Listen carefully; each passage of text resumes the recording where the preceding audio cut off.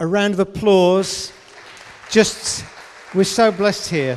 We're so blessed to have Sam as our worship pastor and such a huge bunch of talented people. When I arrived at church just as they were finishing their sound check, it was just a privilege. Just myself and Ben were sitting in the middle of the church, and I don't think hardly anybody else was in. But it just sounded incredible, and Ben had really cranked it up much louder than we've just had it. It was just brilliant to be there, so that's great. If we can get the slides up, that would really help me. AI is a wonderful thing, isn't it? I'm wondering, some of you probably know the theme that I'm preaching on tonight, so if you've been tipped off, don't answer the question. But if you've not been tipped off about who I'm talking about, anybody want to guess who that is? It's not Santa. No, it's not Santa, although it could be. Well, yeah, an old John Rowe. I wouldn't mind looking like that in a few years' time. This is what AI told me Abraham looks like. Okay, it's Abraham. It's Abraham. And apparently AI is that clever that it can kind of go back in history, find a genuine Polaroid photograph that was taken at the time and kind of process it. So I think that may be pretty accurate. I've got 2 or 3 of these really cheesy pictures just to show you, just to kind of hopefully add to the story. At Springs Church in the autumn months, we tend to concentrate on the Old Testament part of the Bible, the first half of the Bible, or more than half, which basically tells the stories of God's people before the time of Jesus. And it's incredible how pretty much every chapter of every book in the Bible points to Jesus. And we're going to be certainly digging into that this evening. So I'm going to revisit a story that we have looked at once, I think. I'm going to talk to you a little bit about the story of Abraham being prepared to sacrifice his son, who was called Isaac. And we're going to be drawing some new things, hopefully, out of that this evening. The context of this is that Abraham had Isaac in extreme old age. By that I mean more than 100 years old when Isaac was born. And Isaac was undoubtedly the son of a promise. And it's really hard to underestimate in our culture what this means. But in biblical times, the concept of generations was really extremely important. And in particular, the concept of having a son that would be able to continue your name. That was kind of almost the number one priority that the people of that time had. So Isaac was a son of promise, and it was really, really significant that that was the case. So what I'm going to do this evening is I want to give you a very, very condensed account of Abraham's life leading up to this story of Abraham being prepared to sacrifice his son Isaac. So we're going to start by looking at the call of Abraham, or the call of Abram, as he was called in those days. The Ham hadn't been added to the end of his name by then. So this is just a very, very kind of brief synopsis to try and bring you all up to speed, and hopefully this is going to be interesting. We can all learn something new, even if we've heard these stories many, many times. First thing I want to point out is that Abram was about 75 years old when he received the call of God. About 75. So if you're feeling a little bit long in the tooth, there's not many people in this room who are actually older than Abraham was when he received the call. And the first thing I want to say is, no matter how old you are, God has not finished with you. God never finishes with us, and he certainly hadn't finished with Abram. So in Genesis chapter 12, we read these words. The Lord had said to Abram, go from your country, your people, and your father's household to the land I will show you. I will make you a great nation, and I will bless you. I will make your name great, and you will be a blessing. I will bless those who bless you, and whoever curses you, I will curse, and all peoples on earth will be blessed through you.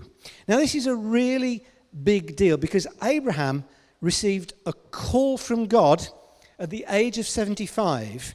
And his call from God wasn't, Abraham, you've lived a good life, it's time to put your slippers on, to start smoking a pipe and take up golf if you haven't already done so. Abraham was told at the age of 75, you've now got to become a wanderer. You've got to become a sojourner. Do you remember we had a series many years ago where we talked about sojourning? That basically means somebody that is a stranger in a strange land who doesn't have a home. And although Abraham was incredibly blessed by God throughout his whole life, and Abraham was actually quite a wealthy man when he died, Abraham never owned any land. In fact, it's believed, I think I've got this right, that the only property that Abraham owned at the time of his death was a well. I think that was all he had. So although he had many promises and he had to trust God, he never had property. He just had lots of other possessions. And this is a big deal for a 75-year-old to just kind of set out. We know that Abraham had a brother who he had to leave behind, and he set out following God at the age of 75, not knowing where he was going. So that's a big deal to start with. So God, let's just move on to the next slide. God took Abraham outside and said, can we go to the next? That's it. God took Abraham outside and said, look up at the stars. Count the stars, if indeed you can count them. Then he said to him, so shall your offspring be. Abraham believed the Lord, and he credited it to him as righteousness. Can we have the next slide? God also said to Abraham, I am the Lord who brought you out of Ur of the Chaldeans. Ur was the name of the city that Abraham came from. The Chaldeans was an area. To give you this land to take possession of it. But Abraham said, Sovereign Lord, how can I know that I will gain possession of it? And then we just skip a few verses. In verse 18 it says this, on that day the Lord made a covenant with Abraham and said, to your descendants I give this land from the Wadi of Egypt to the great river, the Euphrates. Okay, now that is the land that every day when we turn our televisions on, or if we still buy a newspaper, we open our newspapers and see, or if we turn on the news on the internet, that is the specific land that is in the news every single day.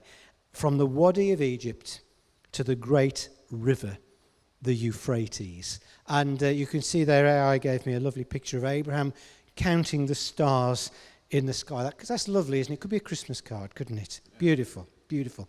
So Abraham had received a call from God to leave his homeland. He received a promise from God that he would become a great nation and a blessing to others. But even more than that, he then received a covenant from God that his offspring would inherit the promised land.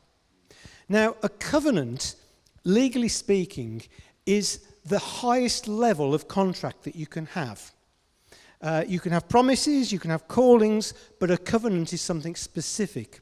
I could enter into a contract with Ben to sell my house to him for £100,000. And Ben could come back and say, John, you never told me about the rising damp that you've got. We could have got a contract all lined up, and Ben could come back and say, I'm knocking 10 grand off the price. You're trying to rip me off. It's far too much, so I'm actually going to offer you less. And a contract can be altered with both parties' agreement. A covenant is set in stone. It can't be changed. And sometimes if you buy a property with a covenant on it, then it can't be changed. There is actually a covenant on the land that this church is based on, that this land can never be used for the retail of alcohol. Did you know that? There's a covenant. So whatever we do in the future, I can promise you we're not going to open up an off license here. Okay, there's a covenant here. But covenants legally are incredibly important. There was one problem. Abraham had got this call, he got a promise, he got a covenant. But the problem is this. His wife, whose name was Sarah, although she was called Sarai in her early years, was barren. Sarah was unable to have children, or so they thought. Now, Sarah was about 10 years younger than Abraham, and they'd got no kids. So Abraham had got this promise from God, but he got no way to see that it could possibly ever come to fruition. So let's look at the next reading. This is the story of Hagar and Ishmael from Genesis chapter 16. Now Sarah, Abraham's wife, had borne him no children, but she had an Egyptian slave named Hagar. So she said to Abraham, "The Lord has kept me from having children. Go sleep with my slave.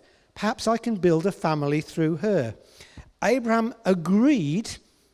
We don't know whether he was reluctant or not, but he agreed to what Sarah suggested. It was her fault. She made me do it, I think, was the defense he was going to cover. I'm sure that's it. But surprise, surprise, Hagar falls pregnant. And guess what? Is Sarah really happy and pleased that her plans worked out? No. She is consumed by jealousy, and she starts to mistreat Hagar, her servant. So Hagar runs away, and she's met by an angel. It's a good story, this, isn't it? Let's keep on going. That's it. So the angel of the Lord said to Hagar, "You're now pregnant, and you will give birth to a son. You shall name him Ishmael, for the Lord has heard of your misery. He will be a wild donkey of a man. His hand will be against everyone, and everyone's hand against him. And he will live in hostility toward all his brothers." Now, you have to realize that when God says things like this about a person, it doesn't just refer to Ishmael. It passes down through the generations. So this obviously isn't God's idea. This was not God's plan. But God, because he's made a covenant with Abraham, keeps his covenant to Abraham. As a result, Ishmael is born, and Ishmael is known as being the father of Islam. That's fascinating, isn't it? Anyway, a little while later, guess what happens? Sarah becomes pregnant. Sarah's pregnant. So let's just skip in the story a little bit more and look at the birth of Isaac. Now the Lord was gracious to Sarah as he had said, and the Lord did for Sarah what he'd promised. Sarah became pregnant and bore a son to Abraham in his old age. At the very time God had promised him, notice it's God's timing. She bore the son at the time that God had appointed. Abraham was about 100 now. Abraham was 100. Sarah was about 90. They had this son. Abraham gave the name Isaac to the son Sarah bore him. Skipping on a few verses, the child grew and was weaned, and on that day Isaac was weaned. Abraham held a great feast. But Sarah saw that the son whom Hagar the Egyptian had borne, that's Ishmael, was mocking. So she said to Abraham, that's good, next slide, yeah. "Get rid of that slave woman and her son, for that woman's son will never share in the inheritance with my son Isaac." The matter distressed Abraham greatly because it concerned his son. Abraham loved Ishmael. But God said to him, "Don't be so distressed about the boy and your slave woman. Listen to whatever Sarah tells you, because it is through Isaac that your offspring will be reckoned." In other words, Isaac was the son of the promise, but then he says this, "I will make the son of the slave, Ishmael, into a nation as well, because he is also your offspring." That is God honoring his promise in abundance. Both Ishmael and Isaac became the founders of nations. And then this part of the story ends like this. This is so callous. Early the next morning, Abraham took some food and a skin of water. He gave them to Hagar, set them on her shoulders, and sent them off with the boy. Isn't that unbelievably harsh? You know, she'd borne a son for him. She'd worked in the house. She'd been a slave for years. And then Abraham just gives her a jug of water, a bit of food, and says, "Off you go." But that's the way it is. It seems really harsh and callous. But throughout that, we have to realize that Abraham was once again trusting God. But we can perhaps see here the seeds of conflict between Jew and Arab, between Christianity and Islam. These seeds sown thousands of years before the time of Jesus. So that's how things were for a few years.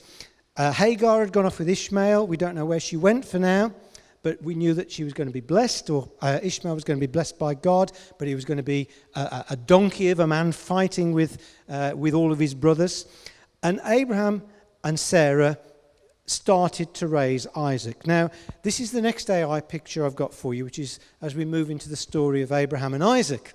And I have to say, although I really like the picture, I don't think it's actually that accurate, because most commentators would actually tell you that at the time of this story, the lad there, how old do you reckon he looks? 10, 12 perhaps? Isaac was probably at least in his late teens, possibly even in his early 20s at the time of this next story. So this is the challenge that God gave to Abraham from Genesis chapter 22. Now it came to pass, after all these things, God tested Abraham and said to him, Abraham. And Abraham replied, Here I am. Then he said, Take now your son, your only son Isaac, whom you love, and go to the land of Moriah and offer him there as a burnt offering on one of the mountains of which I shall tell you. So, do you think God still tests us today? Yeah, I agree. I think God definitely tests us. Okay, now I need to be really careful how I say this, but because this is John Rowe's theology, this is, don't believe this because John Rowe's telling you. Test this and check it for yourselves, okay? I personally don't believe that God causes bad things to happen to us to test us, okay? I don't believe that God causes illness. I don't believe that God causes mishaps and bad things. I believe that God may allow things to happen, and then because God is God and he uses everything for to his glory and for our own good, that God may test us in situations and circumstances. But I do not believe that God actively creates these bad things. Now, I could be proven wrong there. That's the theology of John. It's not necessarily anything I'm pointing the Bible to. It's just with my relationship with God. That's my own interpretation. I need to make that really clear to you. But God does still test us. There's a wonderful verse in Romans where God promises, or Paul writes to the church at Rome and says, in all things, God works for good for those who love him. In all things, God can work for good. So what I want you to do, if you are going through a time of testing at the moment, rather than kind of saying to yourself, why has God caused this to happen to me? Perhaps you should be saying, why has God allowed this to happen to me? What is God trying to say to me? What is God trying to teach me in this difficult situation? That may just help you focus change. Anyway, God calls Abraham and he says, here I am, I'm ready. Then God says these words, as you can see. Can you just go back to the slide, please, to the previous slide, if you can? Okay. No, it's not that one. That's it. Okay. God tested Abraham. And it says here, take your son whom you love. Okay? This is the first time in the Bible that the word love appears. Okay? This is the first time the word love appears in the Bible. And I think it is fantastic that the first time the word love is used in the Bible is in the context of a father's love for his son that is going to be sacrificed. That's really quite profound when you think about it. And then let me just share something else with you. God says to Abraham, take him to the land of Moriah and offer him on a mountain that I'll show you. Okay.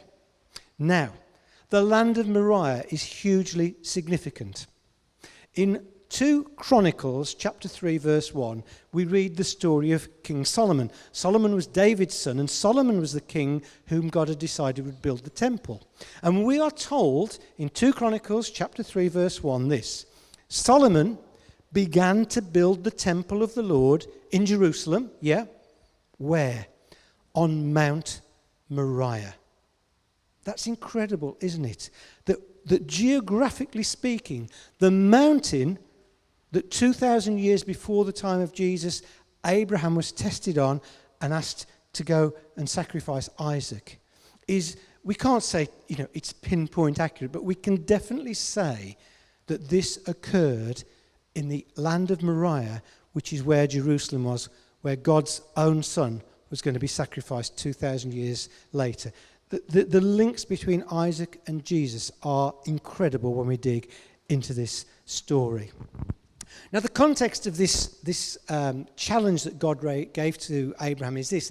Child sacrifice was really quite common in those days. The pagans worshipped lots of different pagan gods, and child sacrifice was a common thing. Last year, Carol and myself had the privilege of visiting Peru, and there is a child there called Bonita, I think, yeah? And we actually went to see this young girl, the mummy, if you like, of a young girl that they found called Bonita, and it is known that she was actually a child sacrifice. So it was a common thing throughout the world. And perhaps God called Abraham to do this to prove that he is nothing like one of the other pagan gods. I don't know, but I think that's it. But what did Abraham have to learn? The one thing Abraham had to learn is this. There is a difference between trusting the promise and trusting the promiser. That's really, really important. Because if we're not careful, if we hear from God and God says something to us, we can put God's promise before God himself. And we can actually get to the stage like Abraham did, where we think, well, God's promised this, but nothing's happened, so we'd better do something about it. And we don't want to make the same type of mistakes that Abraham made. God never breaks a promise.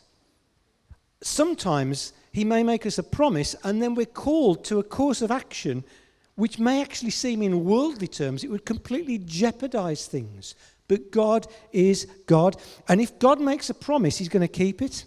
And if God decides that we've got to go a different way round to the way we would naturally choose to get to the place where the promise is going to be fulfilled, well, that is totally within God's prerogative. And we need to learn the difference of trusting the promise or trusting the promiser. We need great discernment on this.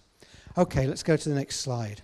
So Abraham rose early in the morning and saddled his donkey. He took 2 of his young men with him and Isaac his son, and he split the wood for the burnt offering and arose and went to the place of which God had told him. Then on the 3rd day, which is very interesting, Abraham lifted his eyes and saw the place afar off. Just a few quick points. Firstly, Abraham, when he had the call from God, set his alarm clock before sunrise. He went early. He wasn't reluctant to do what God had called him to do, even though it was an incredibly difficult thing that he'd been challenged to do. But God wasn't reluctant. And notice this as well. It tells us that Abraham saddled his own donkey and split his own wood.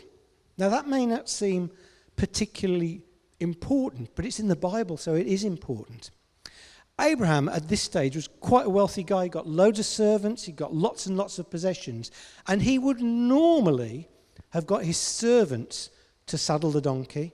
And he certainly would, bearing in mind he's well over 100 now, he certainly would have called a servant to split the wood for him.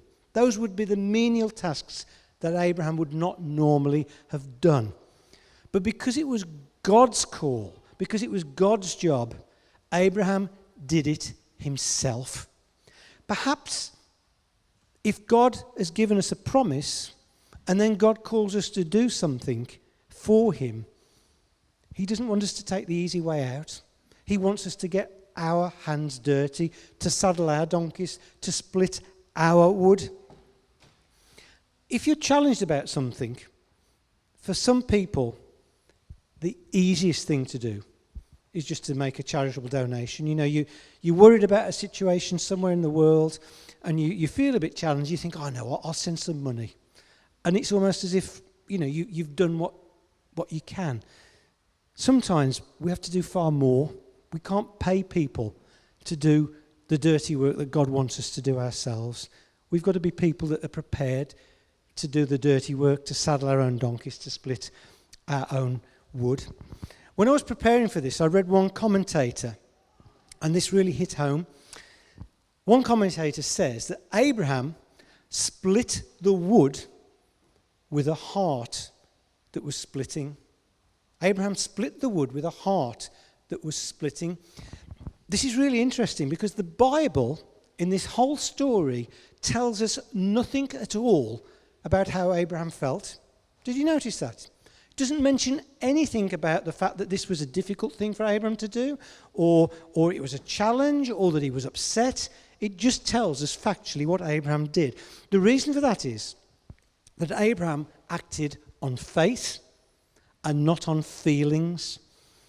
And that, I have to tell you, is a huge challenge to me personally, because I love acting on my own feelings. I love acting on my gut instinct.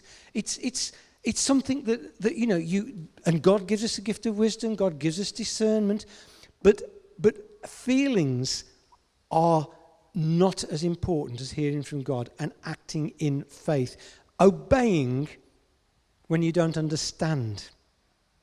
Note also that Abraham had already lost one son. Ishmael, his other son, had gone off with his mother. Abraham must have had an incredibly heavy heart as he did this. Nevertheless, can we go to the next verse? Abraham said to his young men, "Stay here with the donkey. The lad and I will go yonder and worship, and then we will come back to you." Abraham said, "The lad and I will go yonder and worship." Told you a few moments ago about the first use of the word love in the Bible, in the context of the love of a father for his son. This is the first use of the word worship in the Bible in reference to worshipping God. And it's the Hebrew word shachan, I think it's how it's pronounced, and it simply means bow down. Abraham and Isaac did not go to the top of that mountain to have a time of joyful praise and worship. They weren't excited about singing the latest Hillsong song. You know, it wasn't going to be a joyous time, but nevertheless it was still going to be a time of worship. And sometimes our worship isn't all about joy and excitement. We've had a great time of praise and worship in here tonight. Honestly, the band sounded great, the songs were great. It's been wonderful to be here, and I'm sure we've all really enjoyed ourselves. We've got excited about God, we've praised him, we've given him worship. But sometimes worship is going into your own room and getting on your own knees and bowing down when you don't feel like it, when it's the hardest thing in the world to give God glory, when it's the hardest thing in the world to try and praise him because you just don't feel it. But God still calls you to bow down and worship. The Bible talks about a sacrifice of praise, and sometimes worship is a sacrifice. In fact, probably when worship is a sacrifice, that's when it's at its most powerful and effective.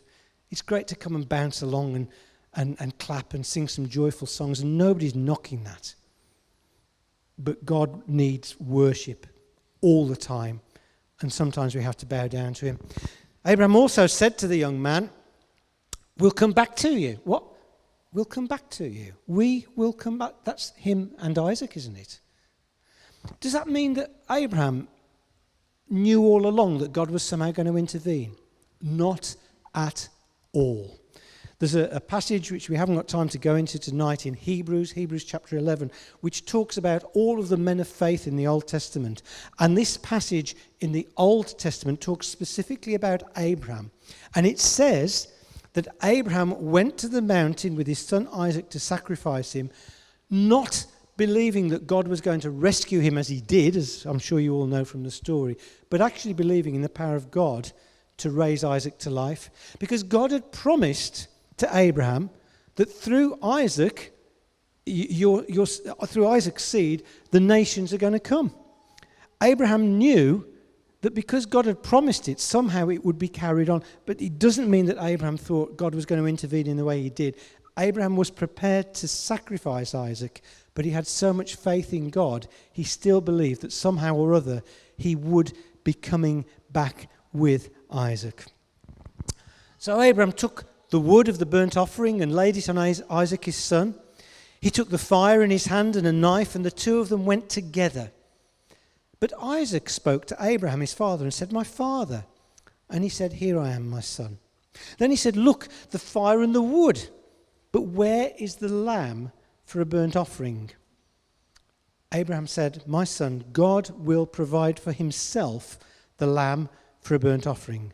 So the two of them went together. Abraham took the wood and laid it on Isaac. Isaac received the wood for his own sacrifice from his father. And it says the two of them went together. This literally means that the two of them went in agreement, in one concord. Isaac knowingly and willingly went with his father. It's repeated twice that they went together, just to emphasize that. Then verse 9. Then they came to the place of which God had told him, and Abraham built an altar there and placed the wood in order, and he bound Isaac his son and laid him on the altar upon the wood. And Abraham stretched out his hand and took the knife to slay him.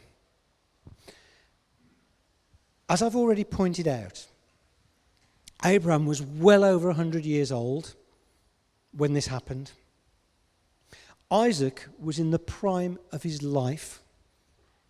I can guarantee, without any poetic license, that Isaac could have run faster than Abraham at that time. Yeah?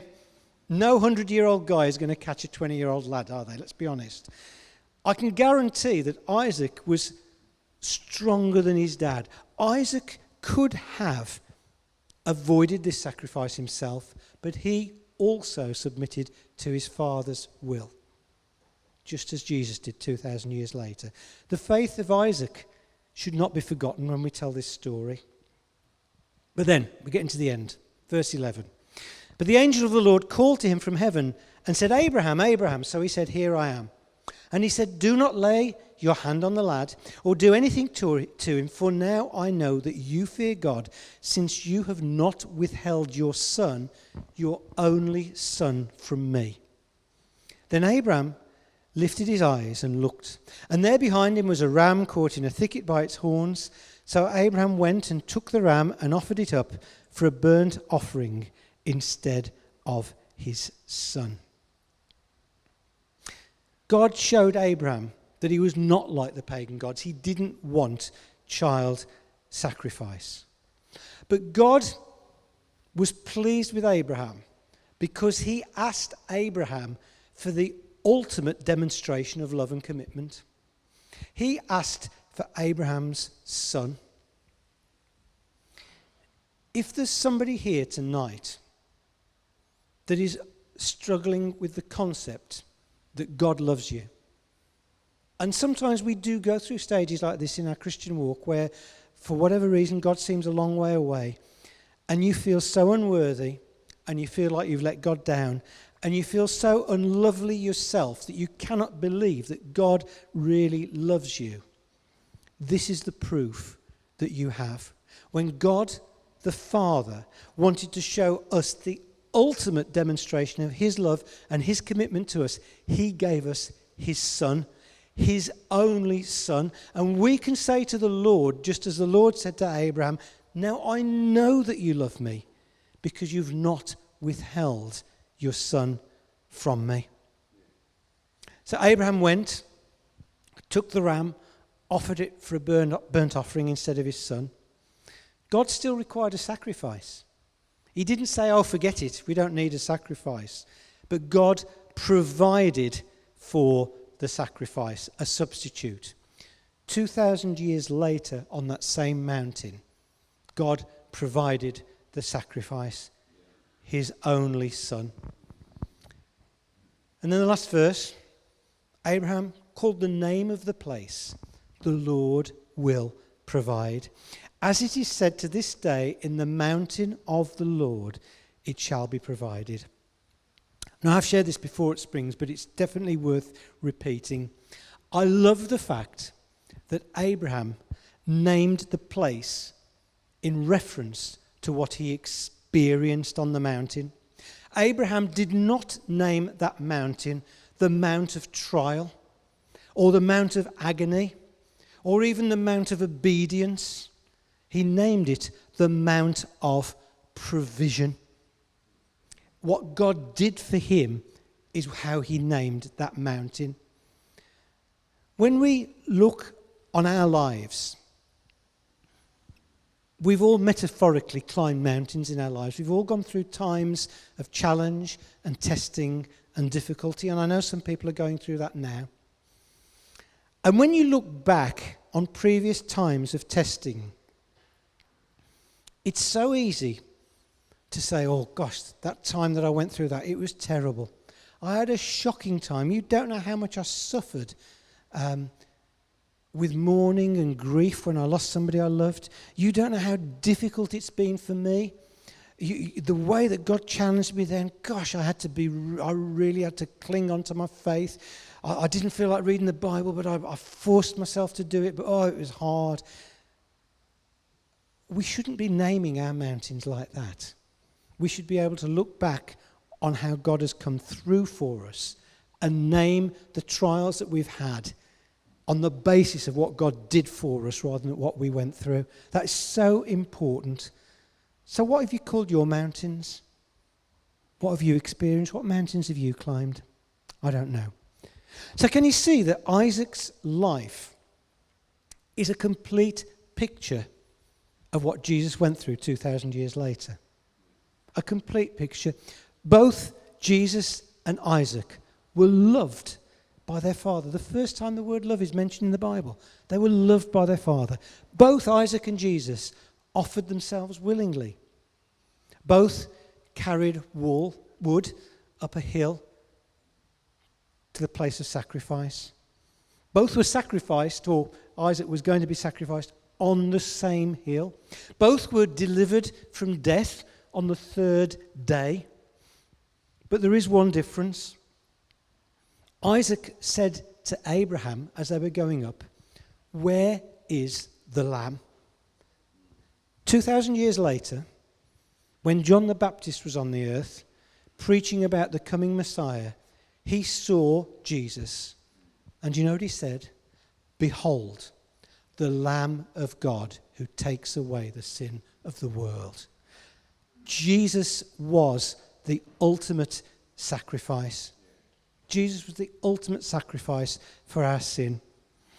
If you look at the time scale of the Bible, and this is certainly John Rowe, not theology at all, it's about 2,000 years from the time of Adam to the time of Abraham, right? If you then look from Abraham to the time of Jesus, do you know what? It's about another 2,000 years. And now, we're about 2,000 years on from the time of Jesus. There may be some significance in that, I don't know. I leave you to do your own research and make your own opinions. But when you look at the news and you see what's going on in this land that was spoken about 6,000 years ago, when you look at these stories, which are old scriptures, but somehow when God inspires them, they come to life, we can say, is God speaking to us now, here in 2025, about the times that we live in? I just want to finish with three very, very quick points, which I think are particularly relevant for us as Springs Church. And this is really this is how I started to get into Abraham and Isaac. I wanted to preach a sermon on three things, and this story of Abraham and Isaac came to me about them. But Abraham was given a promise, a position, and Abraham was given provision. This is going to be very quick, I promise you. Abraham received a specific promise from God. God has promised us so much. The Bible is full of promises from God, and God's spoken to us as individuals and made promises like, I'll never leave you or forsake you, that I formed you in my own image. There's thousands of promises in the Bible. But God's given us as a church promises as well. One of the promises that we received from God before we even started gathering on a Sunday was he spoke to us very clearly about church oneness. Church oneness is far more than unity amongst the churches. We were spoken and given a promise about one church, one heart, one community, and we are seeing that promise fulfilled in our midst 10 odd years on. We could unpack that a lot. I've got to be careful how I say it because I'm not making out that Springs is the only church in Gornal. But God spoke to us about one church in this area, and we're seeing that come to fruition. That was the promise Abraham received, and we've had a promise as a church. Abraham was given a position by God. For Abraham, it actually meant a country that his descendants would be given. Springs Church is at the moment in a season of positioning. What do I mean by that? We are being given a position by God.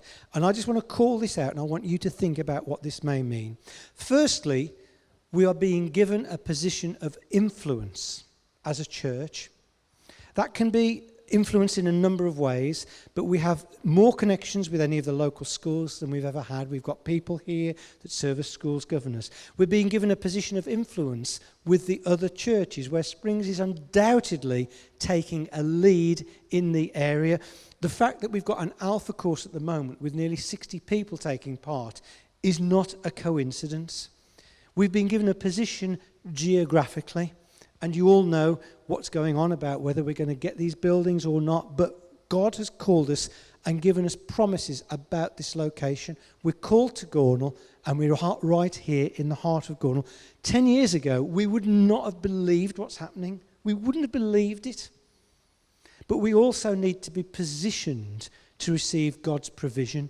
And that means that we have to stay true to the gospel. We have to make sure that there's no heresy in the church. We have to make sure that there's no false teaching. God cannot carry on blessing us if we allow false teaching to come into the church. So we need to make sure we remain positioned to receive God's provision. Provision for Abraham meant that a ram was caught in a thicket and he could sacrifice it instead of Isaac. For us as a church, we are receiving God's provision in lots of different ways. Financially, God's blessed us remarkably and continues to bless us. With regards to finding a premises in a home, we've been blessed with that. Regardless of what's happening, we're claiming this ground for God. But the number one provision that God has given us over the last 10 years has been you guys, people. I just want to say, it's remarkable that we plan an Alpha course. We have no idea how many people are going to sign up. And this Alpha course involves food. And God sends along a qualified chef to us 4 months before the Alpha starts. That's God's provision. And I could say that about so many of you, and I don't want to highlight it all, but I can remember being in a meeting where we decided to call a few people together, and Amelia was really new to the church, and she came to this meeting, and we said, look, we feel God wants to do something in the community. It involves families, but we don't know what. And Amelia kind of reluctantly said, guys, I've hardly been in this church for 5 minutes, but do you realise the need there is for Moms and Tots work? And Mini Springs was born out of that because God provided you to this church family. And I could say that, Joe, with the worship, nearly every single one of you, some of you just stalwarts of the church, but God has provided you to us, and we have been abundantly blessed by God's provision, and he will continue to provide as long as we keep ourselves positioned to receive that. So I'm going to wind up there. I'm going to ask Sam to come and to lead us in I think a closing song probably. In fact, yeah, it's only 2:45. I've been pretty quick tonight. I thought I got a lot to pack in. We're okay for a few moments. We've got. I specifically asked Sam to sing this as a response song because it's really relevant to the story. I just want to conclude by saying the whole thing tonight is about Jesus. Really, what I've been trying to do is to point from looking at this story of Abraham, who looks remarkably, I have to say, like Charlton Heston on that picture, doesn't he? AI, I think, might have got that slightly wrong. Abraham, Isaac, and the Lamb. This has all been about Jesus being the Lamb of God who takes away the sins of the world. And I want you tonight to just ask yourself as we respond to God through the singing of this song, where do you stand in relation to Jesus? Do you know that he's taken away your sin? If you have any doubts, put it right. Put him to the test. Ask him into your life. And he will forgive you. And he will bless you. And he will fill you with his Holy Spirit. And he'll give you a life that you've never experienced. And he'll give you such an exciting, joyful life. So if you need to respond to God in that way tonight, do so. But similarly, if you feel you've let God down, if you feel unloved, think about the sacrifice. And God says to you, I love you so much that I did not withhold my son.